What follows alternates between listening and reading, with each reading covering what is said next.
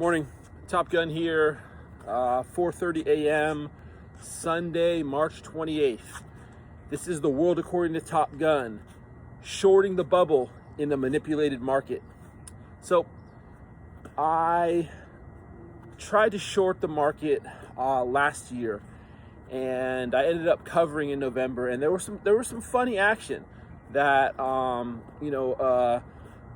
somebody that I had a guy whose subscription service that I had subscribed to at the time was talking about the PPT, and I thought at that time I was very skeptical of it, thinking of it as a conspiracy theory, this and that. But I did notice that the price action, when the market was about to break down, all of a sudden it would find a bottom and explode higher, and I found that very, very strange. And on Friday, to me, was just completely obvious. That was completely obvious to me that was unnatural buying. That was the Fed buying stocks.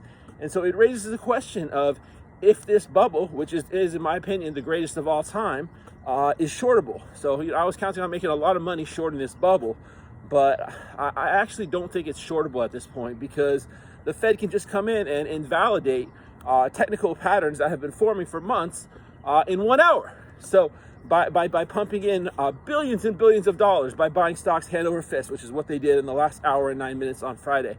And so I think what you have to do investing in this market is to invest defensively, which means consumer staples, defensive names, high quality, attractive valuation stocks. I think you have to own the precious metals, because the Fed is going to continue to have their explicit policy of QE of $120 billion a month, in addition to all these things that they're doing that they're not telling us about.